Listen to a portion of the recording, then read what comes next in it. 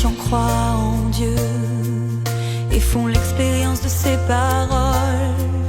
En le vénérant de tout cœur, ils auront son amour et son salut.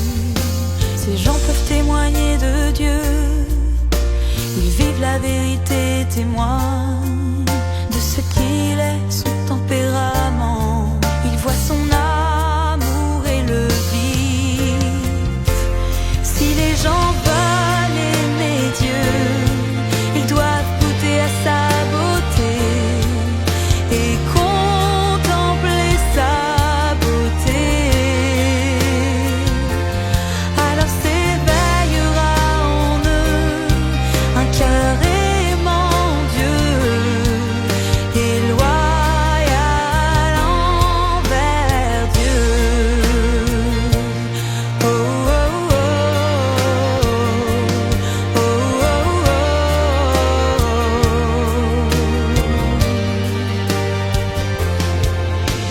Dieu ne se fait pas aimer par des mots ou des idées. Il ne force pas les gens, il les laisse l'aimer de leur plein gré. Il les laisse voir sa beauté dans ses paroles et dans son œuvre. Et ensuite il fait naître en eux un amour réel pour Dieu. De cette façon les gens lui rendent vraiment hommage. Ils ne l'aiment pas par incitation et encore moins par impulsion. Si les gens veulent aimer Dieu, ils doivent goûter à sa beauté et contempler sa beauté. Alors s'éveillera en eux un cœur aimant Dieu et loyal envers Dieu. Ils aiment Dieu car ils voient sa beauté. Ils voient tant de choses en lui dont cet amour est digne. Ils ont vu son salut, sa sagesse, ses actes merveilleux. Et c'est pourquoi ils louent Dieu et le désirent. Cette passion s'éveille tellement qu'il ne survivrait pas sans l'amour de Dieu. Si les gens veulent aimer Dieu, ils doivent goûter à sa beauté et contempler sa beauté.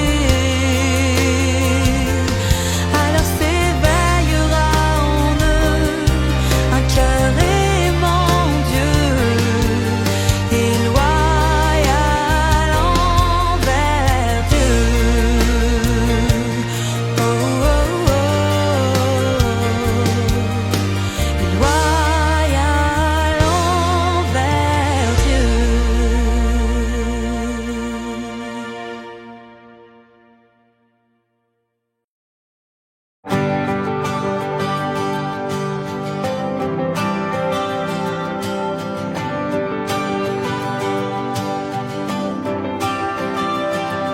Oh toi qui es corrompu, oui corrompu, ne perds pas de temps, n'hésite pas une seconde. Car tous ceux qui m'aiment pourront voir mon œuvre merveilleuse réalisée en eux. Alors sois humble, sois vraiment humble, car j'utilise seulement ceux qui sont humbles. Viens te reposer sur moi, viens te reposer sur moi. Oh toi qui m'aimes de tout ton cœur, toi qui es méprisé par tous les autres. Oh toi qui es prêt à t'ouvrir pleinement à moi.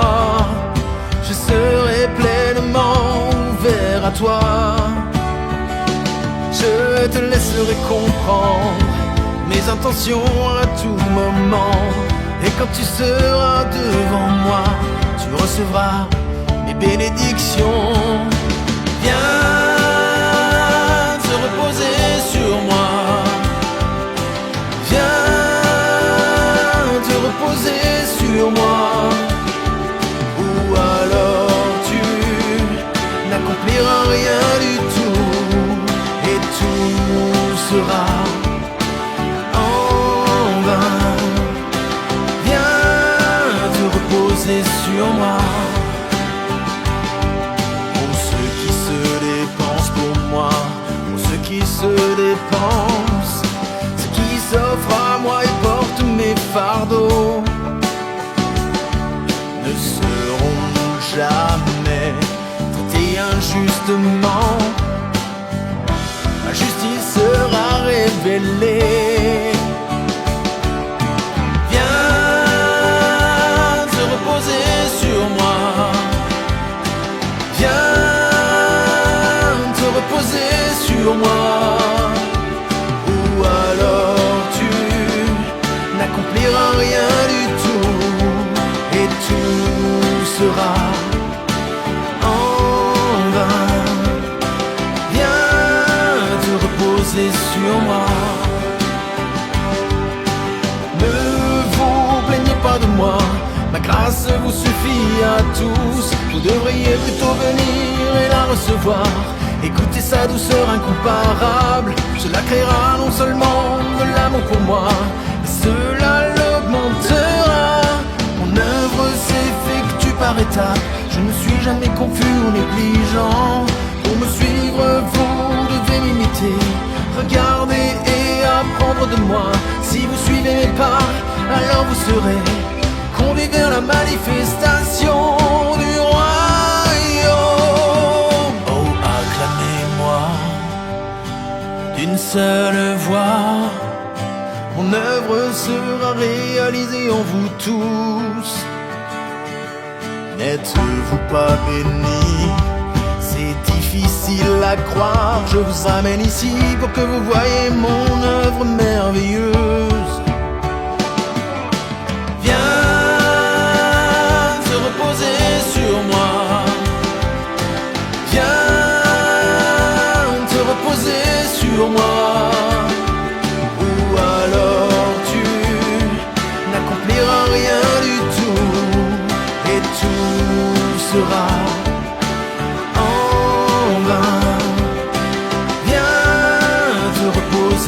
sur moi.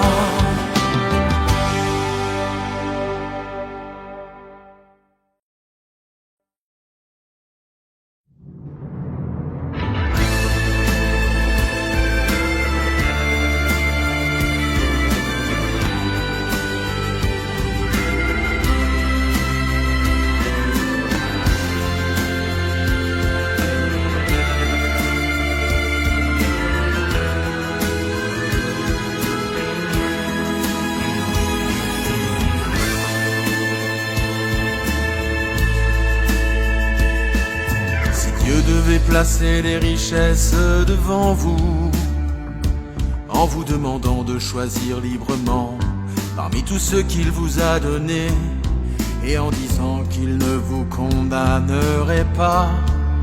La plupart choisiraient les richesses, abandonnant la vérité. Les meilleurs abandonneraient les richesses, et ils choisiraient alors contre-cœur la vérité. Les indécis choisiraient richesse et vérité. Ne vous verrait-on pas ainsi sous votre vrai jour? Vous ferez toujours un tel choix entre la vérité et tout ce à quoi vous êtes fidèle, et votre attitude restera la même invariablement. Et beaucoup n'ont-ils pas aussi hésité entre le bien et le mal? Dans la bataille entre le bien et le mal, le noir et le blanc. Vous êtes certainement conscient de vos choix. Entre la famille et Dieu, les enfants et Dieu, la paix et les soucis. Entre la richesse et la pauvreté, le génial et le commun, l'amour et le rejet. Si on vous demandait de choisir à nouveau, quelle serait votre position?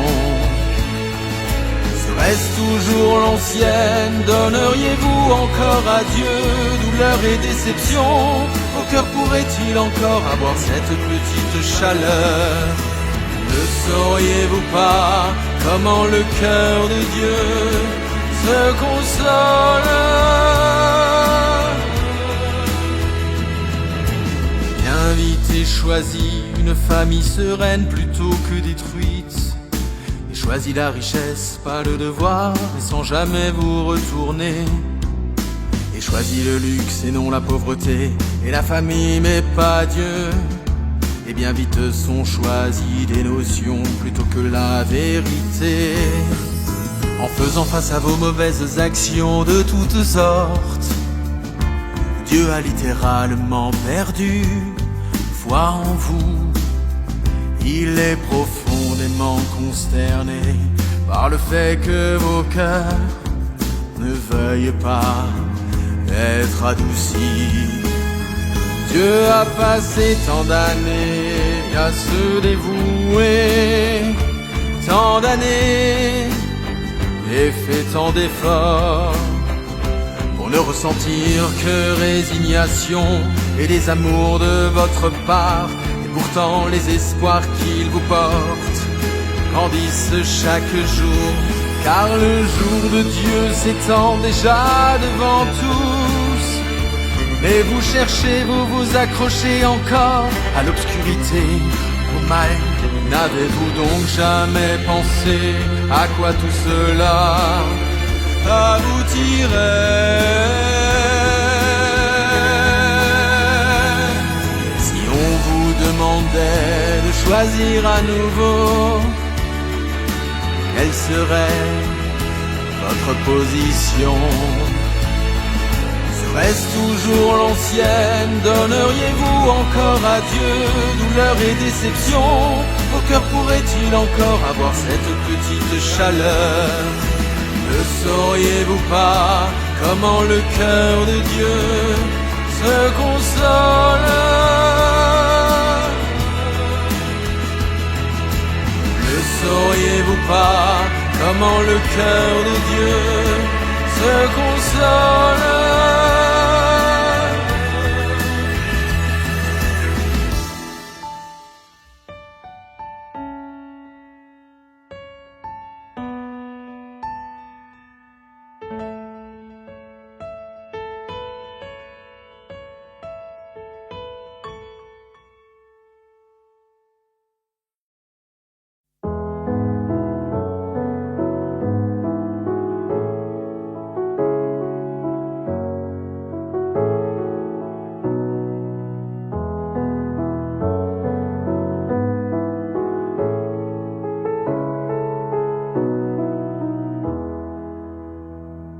La connaissance de la parole de Dieu consiste à connaître Dieu et son œuvre. Savoir les visions implique de connaître Dieu, son humanité, sa parole, son œuvre. Grâce à sa parole, les hommes connaissent Dieu. Grâce à sa parole, ils comprennent son cœur. Par son œuvre, il voit son tempérament. Par l'œuvre de Dieu, ils savent ce qu'est Dieu. Connaître Dieu est le but ultime, atteindre au terme de son œuvre. L'ultime exigence de Dieu pour l'homme en vue de son témoignage final.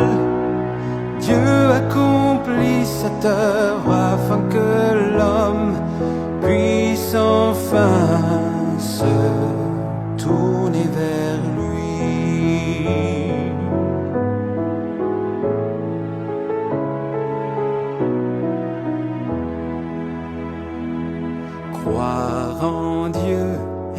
première étape. La foi initiale devient plus profonde quand l'homme réussit à connaître Dieu et à faire l'expérience de son œuvre. Si ta foi en Dieu est juste une croyance, si tu ne cherches pas à le connaître, alors ta foi en Dieu n'est pas réelle. Une chose est certaine, ta foi n'est pas pure. Connaître Dieu est le but ultime à atteindre au terme de son œuvre. L'ultime exigence de Dieu pour l'homme en vue de son témoignage final.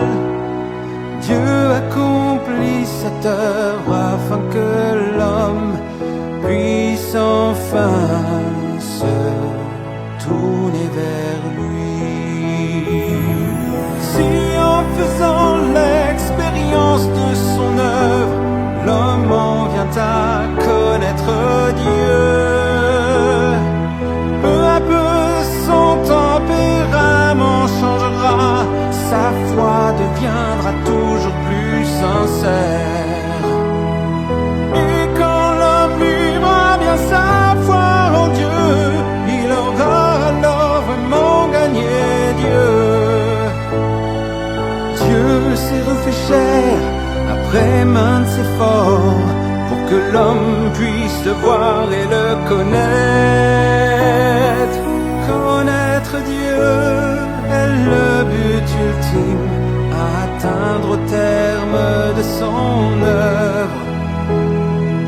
L'ultime exigence de Dieu pour l'homme en vue de son témoignage final.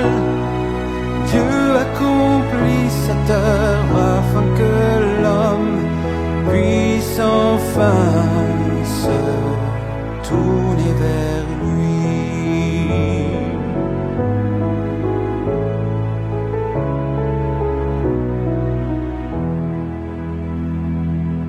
Les hommes ne peuvent aimer Dieu qu'en connaissant Dieu, et pour l'aimer,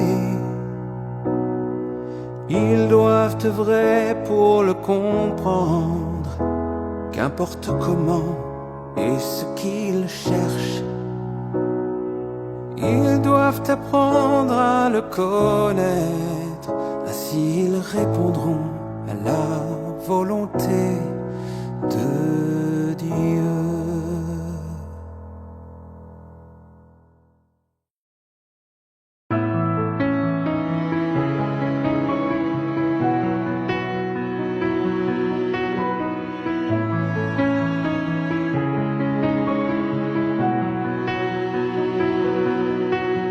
Prenons pour exemple l'essence de pierre et de pâle.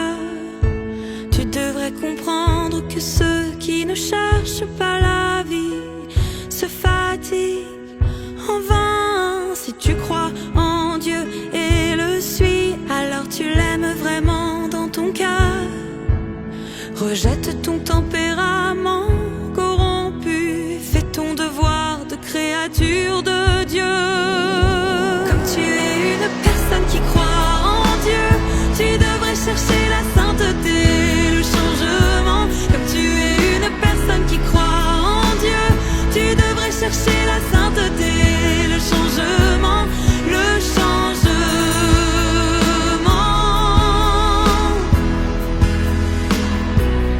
Le changement.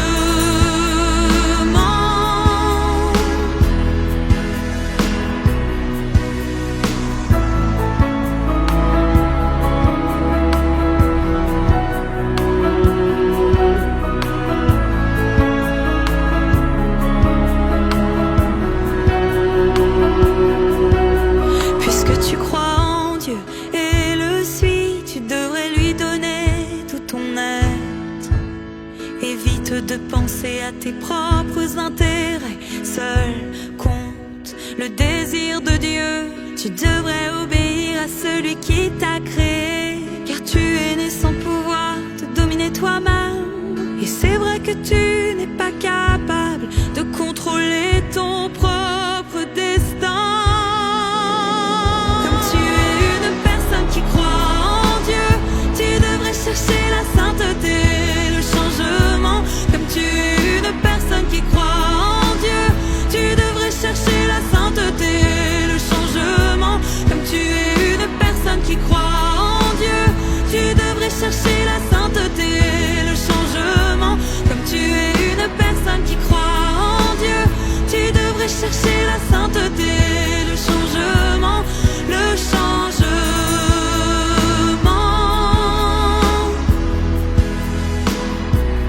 Le changement.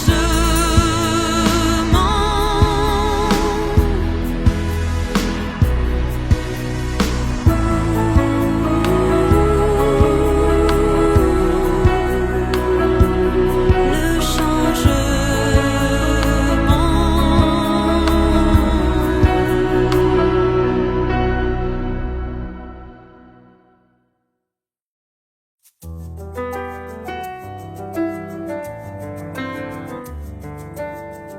Si Dieu s'est incarné, c'est uniquement parce que l'homme corrompu avait des besoins. Pour ceux qui doivent être sauvés, la valeur de l'esprit est bien inférieure à la valeur de la chair. Seul Dieu incarné peut sauver l'humanité. L'œuvre de l'esprit peut recouvrir tout l'univers, des montagnes aux océans, des rivières au lac. L'œuvre de la chair concerne mieux chaque personne avec laquelle il s'associe. Seul Dieu incarné peut sauver l'humanité. De plus, la chair de Dieu, dans sa forme tangible, est mieux comprise par l'homme, bien plus fiable aussi. Dieu peut aussi approfondir la connaissance que l'homme a de lui laisser une plus forte impression de ses actes. Seul Dieu incarné peut sauver l'humanité.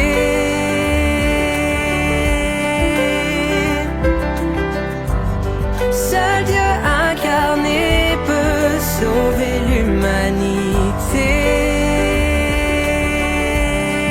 De son tempérament jadis corrompu et dépravé,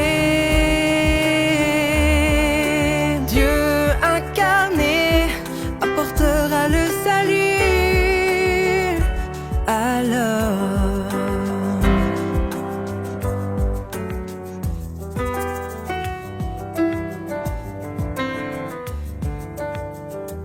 L'œuvre de l'esprit est mystérieuse, dure à voir et à comprendre. Aussi les hommes ne comptent que sur leur maigre imagination.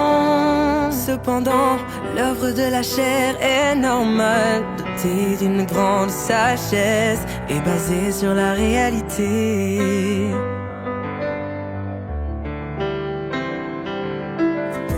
L'homme peut voir l'œuvre de la chair de ses propres yeux.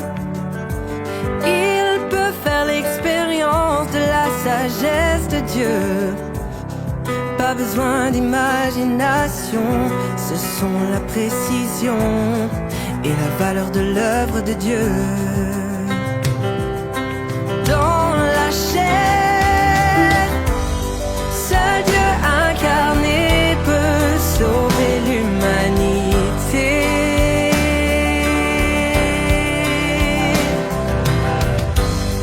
Seul Dieu incarné peut sauver l'humanité. L'homme a besoin d'une œuvre réelle.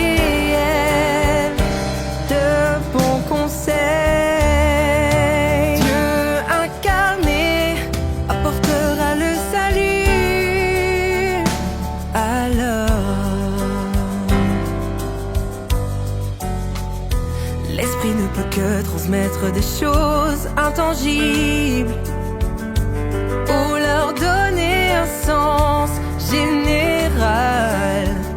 Comment l'esprit agit, dans quelle direction il va, tout cela reste difficile à imaginer pour l'homme doté d'un esprit.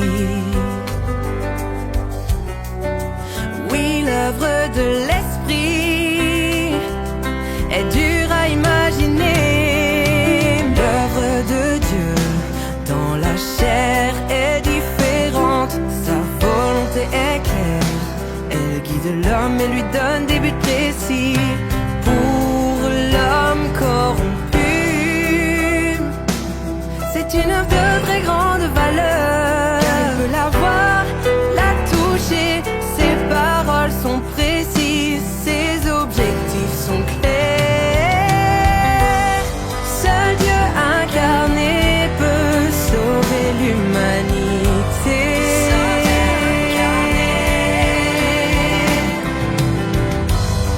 Seul Dieu incarné peut sauver l'humanité. Seule une œuvre réelle peut sauver l'homme de son tempérament corrompu et dépravé. Dieu incarné apportera le salut. Alors peut sauver l'humanité. Seul Dieu incarné peut sauver l'humanité. Seul Dieu incarné peut sauver l'humanité.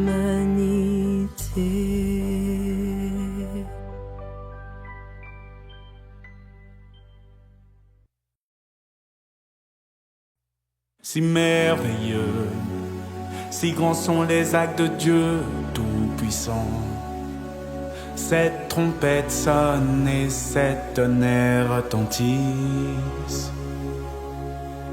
Cette coupe sont versées par Dieu Tout-Puissant.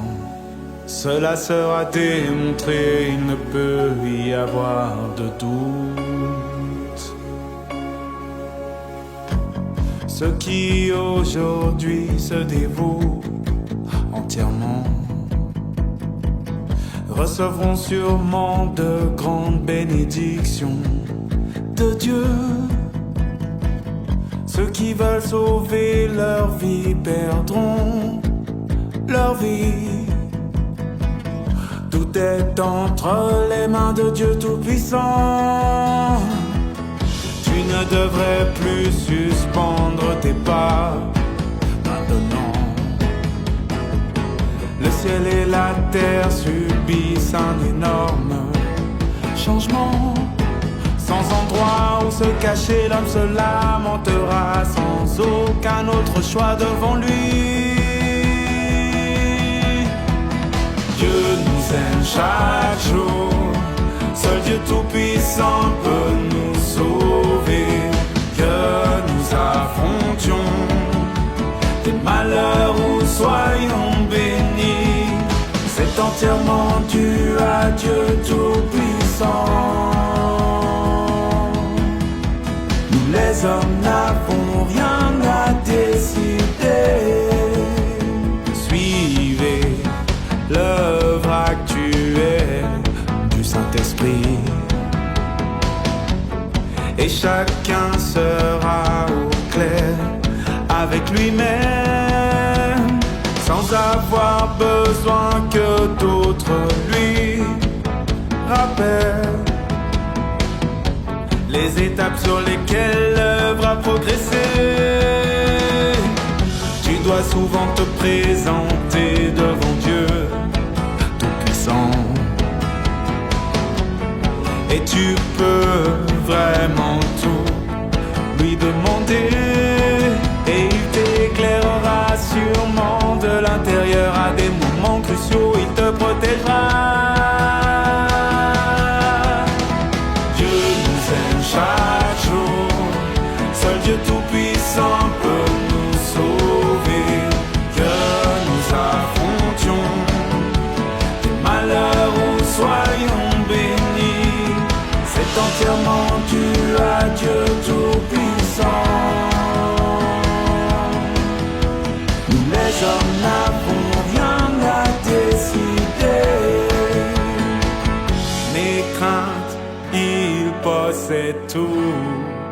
ton être.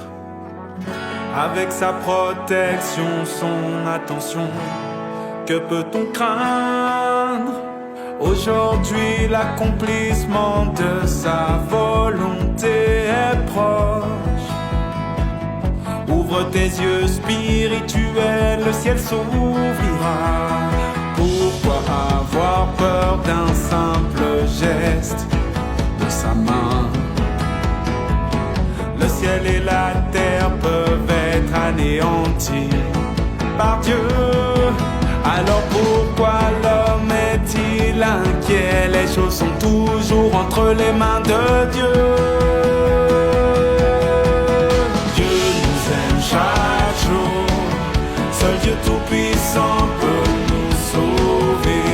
Que nous affrontions des malheurs ou soyons bénis, c'est entièrement dû à Dieu tout-puissant. Les hommes n'avons rien à décider. Le ciel et la terre peuvent changer à sa guise. Il peut nous rendre complets à sa guise. Ne sois pas anxieux, avance calmement. Sois vigilant et attentif aussi. Sois réactif car sa volonté est faite. Son projet est terminé, son plan a réussi. Ses fils sont maintenant devant son trône. Il juge les peuples avec Dieu tout-puissant. Dieu nous aime chaque jour. Seul Dieu tout-puissant peut nous sauver. Que nous affrontions des malheurs ou soyons bénis, c'est entièrement dû à Dieu tout-puissant. Les hommes n'avons rien à décider. Ceux qui persécutent l'Église et blessent les fils de Dieu seront sévèrement punis, c'est certain. Ceux qui offrent tout leur cœur à Dieu et le soutiennent, Dieu les aimera d'un amour éternel.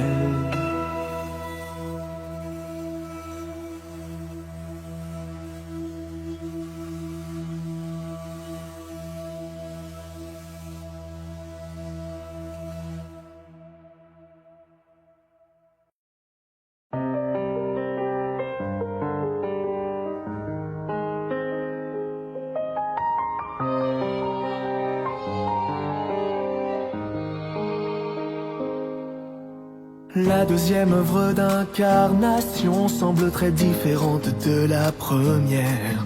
Cette fois rien de la première œuvre n'est visible. C'est comme si elle n'avait rien en commun.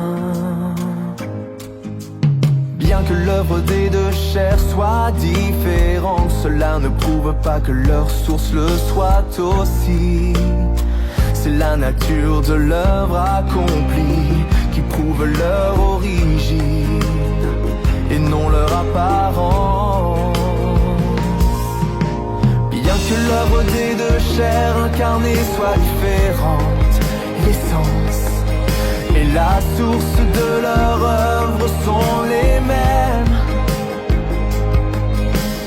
Elles font deux étapes différentes de l'œuvre et apparaissent chacune à deux ères différentes. Dans tous les cas, les incarnations de Dieu partagent la même origine, la même essence. C'est une vérité que personne ne peut nier. C'est une vérité que personne ne peut nier.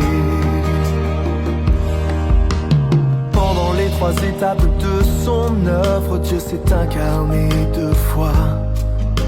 Complémentaires l'une de l'autre, les deux ont commencé une nouvelle ère et une nouvelle œuvre. Ni le regard de l'homme, ni son esprit ne sont capables de dire si les deux chairs partagent la même source. mais elles sont les mêmes dans leur essence. Car leur œuvre, oui, leur œuvre provient du même esprit source. Bien que l'œuvre des deux chairs incarnées soit différente, l'essence et la source de leur œuvre sont les mêmes. Elles font deux étapes différentes de l'œuvre et apparaissent chacune à deux ères différentes.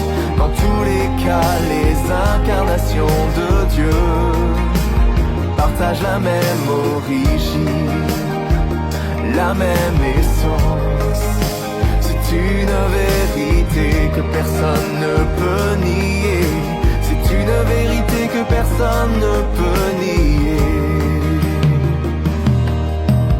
Que les deux chairs partagent la même source ne peut être établi par l'air ni par leur lieu de naissance, ni jugé par d'autres facteurs similaires, mais bien par l'œuvre divine qu'elles expriment. Bien que l'œuvre des deux chairs incarnées soit différente, l'essence et la source de leur œuvre sont les mêmes. Elles font deux étapes différentes de l'œuvre et apparaissent chacune à deux ères différentes. Dans tous les cas, les incarnations de Dieu partagent la même origine, la même essence. C'est une vérité que personne ne peut nier.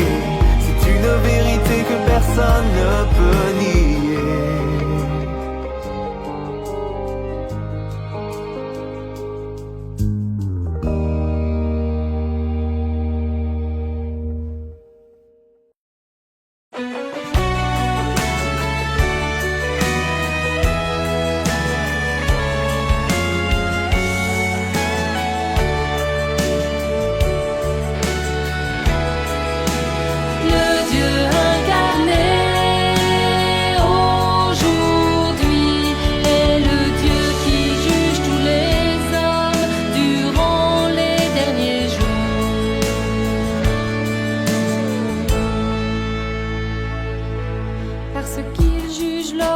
Chair corrompue et non directement l'esprit de Satan. L'œuvre de jugement est faite parmi les hommes et non dans le monde spirituel. Si l'esprit de Dieu accomplissait lui-même cette œuvre, le jugement ne serait pas aussi complet, à tel point que l'homme l'accepterait difficilement, puisque l'homme ne peut voir l'esprit face à face devant lui. Et donc les effets ne seraient pas si rapides, et il serait encore plus difficile à l'homme de contempler clairement le tempérament de Dieu qu'on ne peut offenser. Personne n'est plus qualifié que Dieu incarné pour juger la corruption de la chair de l'homme. Non, personne n'est plus apte que Dieu incarné pour juger la corruption de la chair de l'homme. Si Dieu incarné juge les hommes corrompus, alors seulement Satan peut être vaincu. Bien qu'il possède une humanité normale, Dieu peut juger l'injustice de l'homme. Cela prouve qu'il est saint et différent. Seul Dieu est qualifié pour juger l'homme, car il détient la vérité et la justice. Quant aux autres, ils ne peuvent juger autrui. C'est en jugeant les notions et l'opposition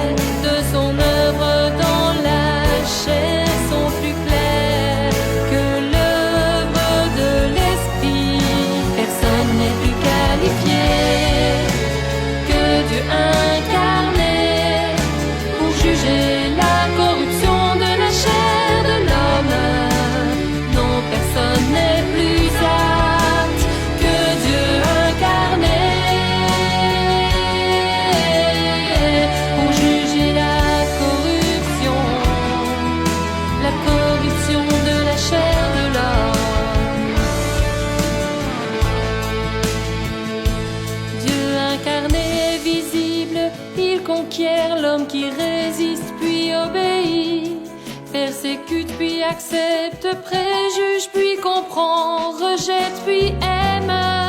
Ce sont les effets de l'œuvre de Dieu incarné. L'homme est sauvé quand il accepte son jugement. Il apprend peu à peu à le connaître par ses paroles. Et il est conquis alors qu'il s'oppose à lui. C'est la vie que l'homme reçoit de Dieu.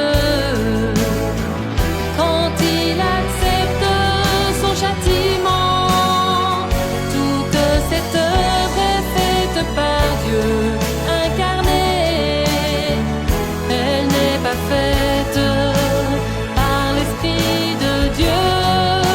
Personne n'est plus qualifié que Dieu incarné pour juger la corruption de la chair de l'homme.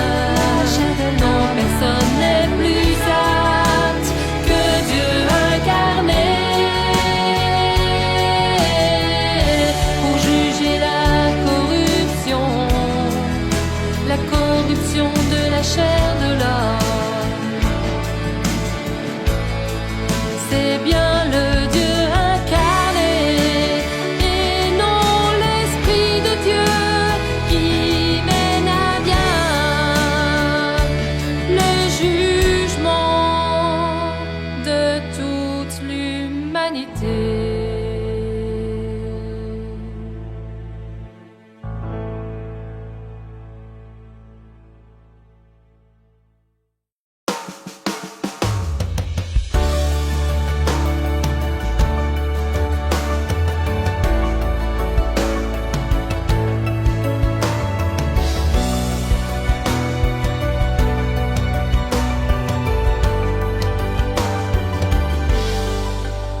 Personne ne peut comprendre la vision de l'œuvre du plan de gestion de 6000 ans de Dieu.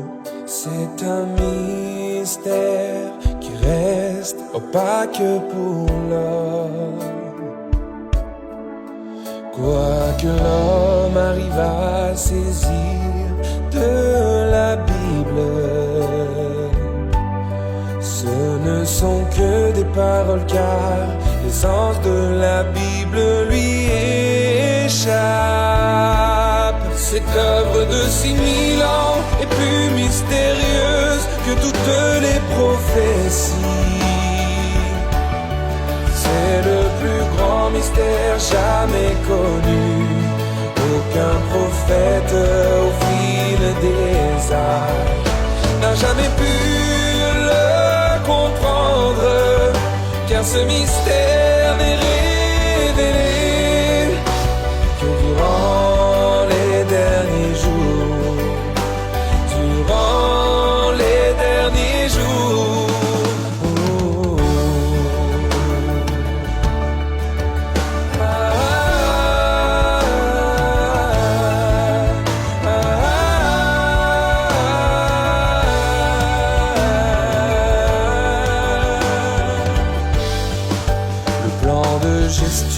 De 6000 ans est le plus grand des mystères, si impénétrable pour l'homme et si profondément caché. Personne ne peut saisir la volonté de Dieu, à moins que Dieu lui-même n'explique et ne révèle tout à l'homme. Autrement, elle restera jamais une énigme. Qu'avons-nous à faire des hommes de religion si personne ne vous en avait parlé? Comment sauriez-vous? Cette œuvre de 6000 ans est plus mystérieuse que toutes les prophéties. C'est le plus grand mystère jamais connu. Aucun prophète au fil des âges n'a jamais pu le comprendre, car ce mystère n'est révélé que durant les derniers jours, durant les derniers jours. En lisant la Bible, l'homme a beau comprendre quelques vérités, expliquer certaines paroles ou étudier certains chapitres, il n'en saisit pas le sens pour autant. L'homme ne voit que de mortes paroles, il ne voit ni l'œuvre de Jésus ni celle de l'Éternel. L'homme est incapable de déchiffrer le mystère de toute cette œuvre. Cette œuvre de 6000 ans est plus mystérieuse que toutes les prophéties.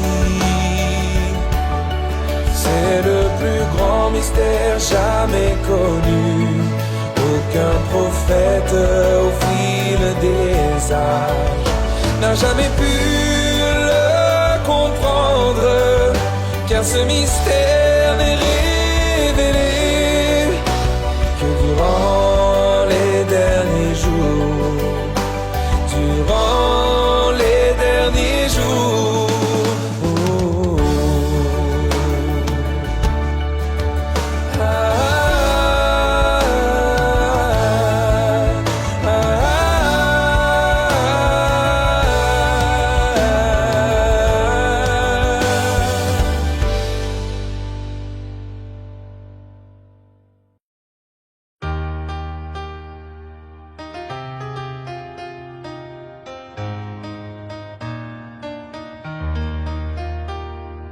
En cette ère, Dieu fera en sorte que tous pratiquent sa vérité, que tous vivent sa parole et l'aiment sincèrement. La parole de Dieu est la base de leur vie. Tous ont un cœur qui craint Dieu. En pratiquant sa parole, ils régneront avec Dieu. Seule la parole de Dieu donne vie à l'homme, elle seule peut lui offrir la lumière, lui indiquer la voie de la pratique, en particulier à l'ère du règne.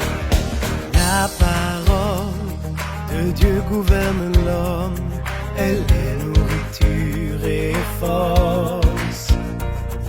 Savourez quand vous la mangez, sans elle vous ne trouverez pas la voie. Dans la Bible, il est dit que l'homme ne vivra pas que de pain, mais aussi des paroles de sa bouche. C'est ce que Dieu accomplira en vous. Seule la parole de Dieu donne vie à l'homme, elle seule peut lui offrir la lumière, lui indiquer la voie de la pratique, en particulier à l'ère du règne. Dans cette ère, Dieu gouverne, surtout avec la parole. L'homme est jugé et perfectionné, il peut entrer dans son royaume. Ceci grâce à sa parole. Seule la parole de Dieu donne vie à l'homme, elle seule peut lui offrir la lumière, lui indiquer la voie de la pratique, en particulier à l'ère du règne. Toi chaque jour ses paroles, chaque jour mange ses paroles. Ne rejette pas leur vérité, et tu seras perfectionné.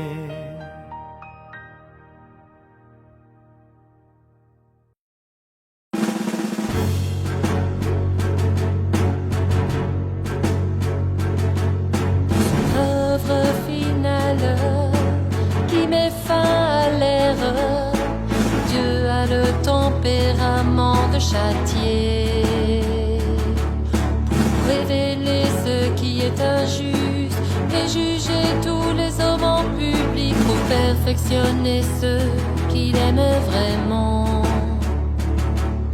Ce tempérament peut mettre fin à l'erreur.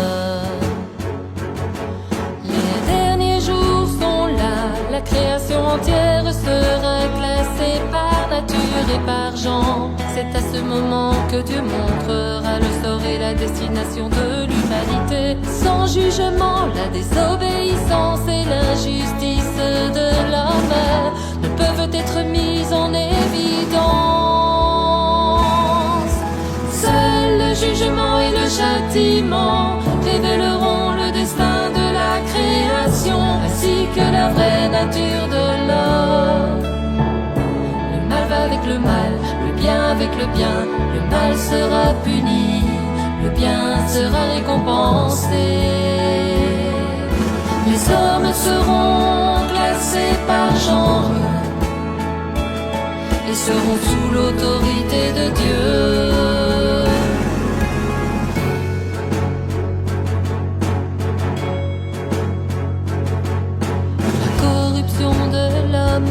A atteint son apogée, sa désobéissance est critique. Seul le tempérament juste de Dieu, empreint de châtiment et de jugement, peut changer et compléter l'humanité, exposer le mal et punir les injustes. Tel tempérament renferme la signification de l'erreur. Dieu révèle son tempérament pour le bien de l'œuvre de chaque nouvelle ère. Il ne le fait pas au hasard, ni inconsidérément. Seul le jugement et le châtiment révéleront le destin de la création, ainsi que la vraie nature de l'homme. Le mal va avec le mal, le bien avec le bien. Le mal sera puni, le bien sera récompensé. Les hommes seront classés par genre et seront sous l'autorité de Dieu.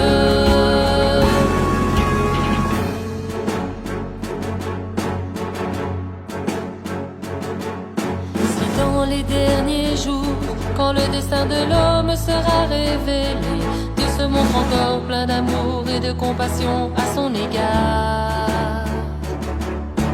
Sans jugement, mais tolérant et miséricordieux, peu importe la gravité des péchés commis. Quand dans son plan de gestion pourra-t-il toucher à sa fin? Quand l'homme pourra-t-il aller au-devant de son propre destin? Seul le jugement et le châtiment révéleront le destin de la création, ainsi que la vraie nature de l'homme. Le mal va avec le mal, le bien avec le bien. Le mal sera puni, le bien sera récompensé. Les hommes seront classés par genre et seront sous l'autorité de Dieu. Seul un jugement juste peut classer les hommes par genre et les conduire dans un nouveau domaine, afin que le tempérament juste de Dieu amène cette terre entièrement à sa fin.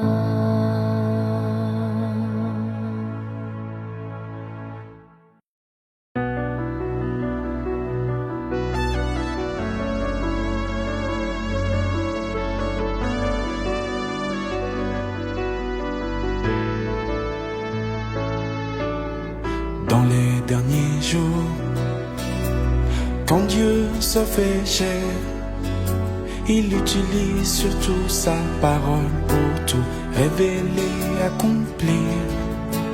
Plus besoin de faire, les paroles suffisent, car exprimer la parole est la seule œuvre faite par Dieu incarné.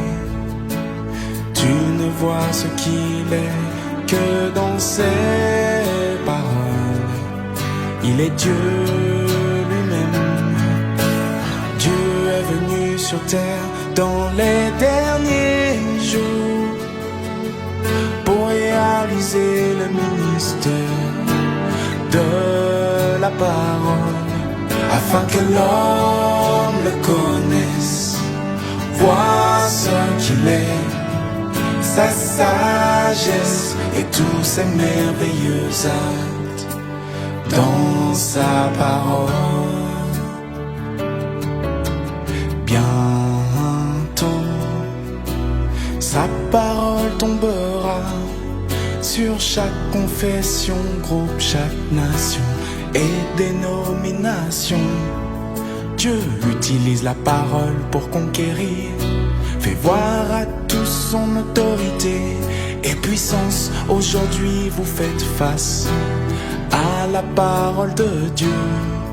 Dans l'ère du règne, Dieu utilise surtout la parole pour conquérir tout peuple.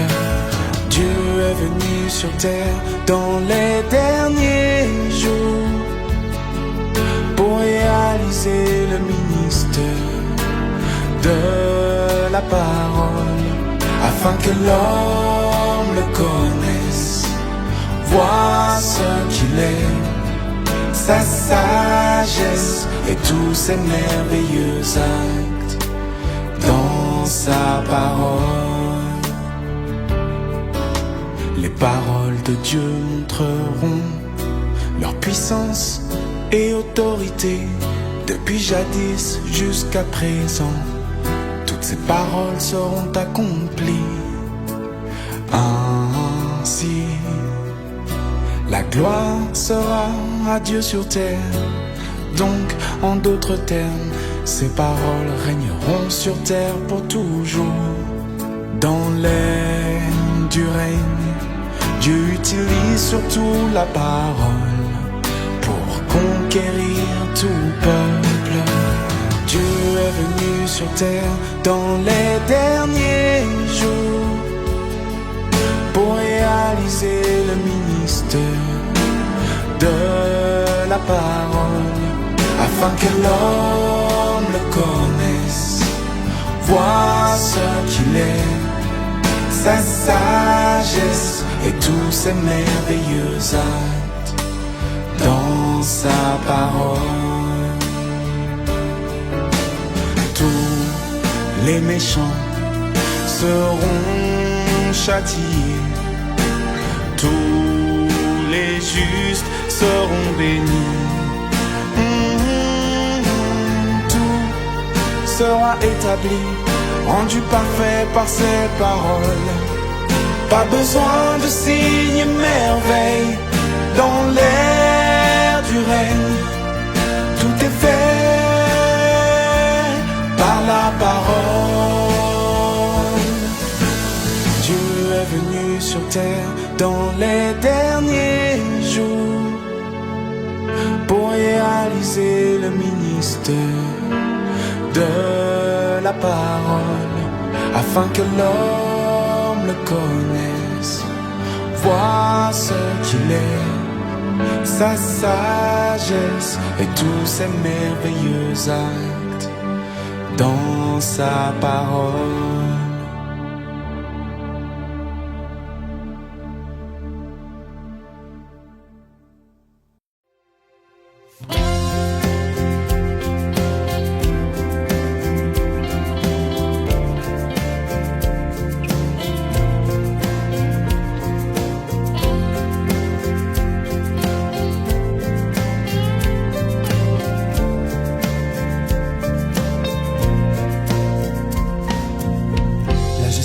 Dieu vise à gagner l'humanité. l'humanité qui l'adore, qui lui obéit, bien que corrompue par Satan, elle n'appelle plus Satan Père.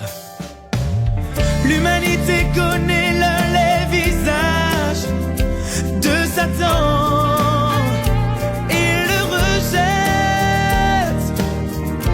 Elle vient devant Dieu, accepte son jugement, son châtiment.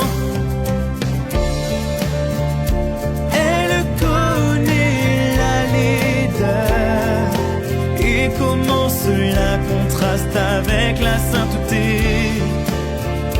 Elle reconnaît la grandeur de Dieu et la méchanceté de Satan. Une telle humanité ne servira plus, n'adorera plus Satan, car elle a vraiment été gagnée par Dieu. Ceci est le sens de la gestion de l'humanité par Dieu. Par Dieu.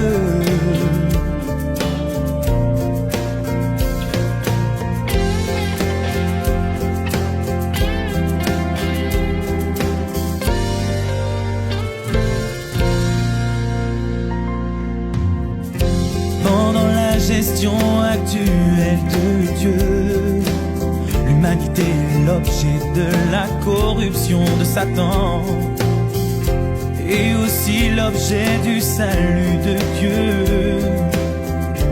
l'objet du combat entre Dieu et Satan. Pendant que Dieu réalise son œuvre, il reprend l'homme des mains de Satan. Et ainsi l'homme se rapproche de Dieu, se rapproche de Dieu. Elle connaît la laideur et comment cela contraste avec la sainteté. Elle reconnaît la grandeur de Dieu et la méchanceté de Satan. Une telle humanité ne servira plus, n'adorera plus Satan, car elle a vraiment été gagnée par Dieu. Ceci est le sens de la gestion de l'humanité par Dieu. Elle connaît la laideur et comment cela contraste avec la sainteté.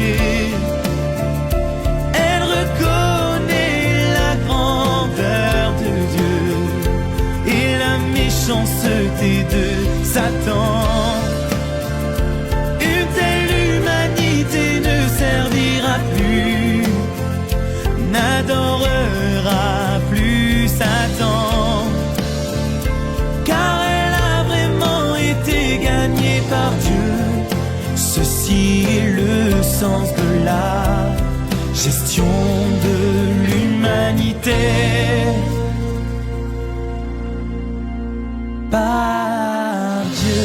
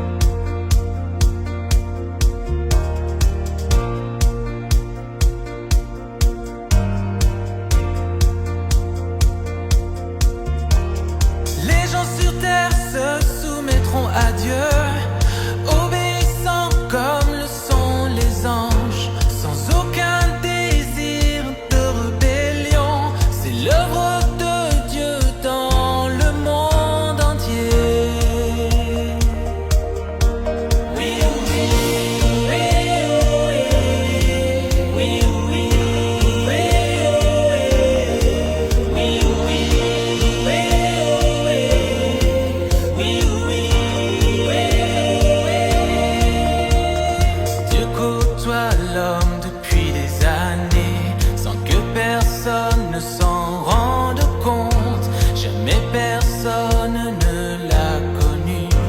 Maintenant ses paroles leur disent qu'il est là. Il demande à l'homme de venir devant lui pour que l'homme reçoive un don de lui. Pourtant l'homme garde encore ses distances. Pas étonnant que personne ne le connaisse. Quand Dieu parcourt l'univers, l'homme commence à réfléchir vraiment. Il vient devant la présence de Dieu, se prosterne à genoux et adore Dieu. C'est le jour de la gloire de Dieu, du retour de Dieu et de son départ. C'est le jour de la gloire de Dieu, du retour de Dieu et de son départ. Oh, oh.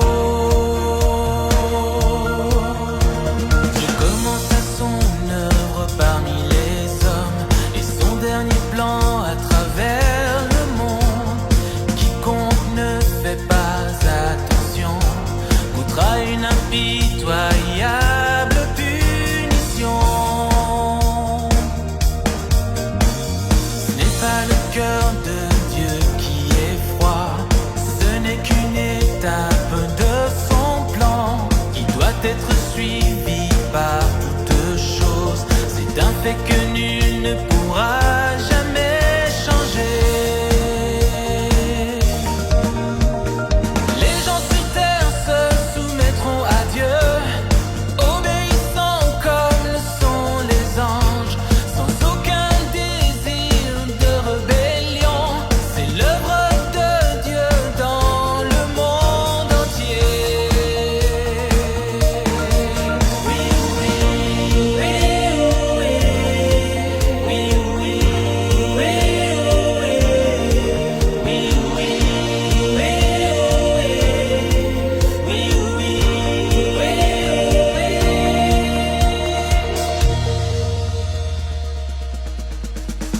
Quand Dieu commence à formellement son œuvre, tous les gens se mirent à le suivre. L'univers s'affaire avec Dieu, les gens se réveillent, le monde se réjouit. Le grand dragon rouge est en vrille, il sert Dieu contre sa volonté. Il ne peut suivre son propre désir, mais doit obéir au contrôle de Dieu. Le dragon est le faire-valoir du plan de Dieu.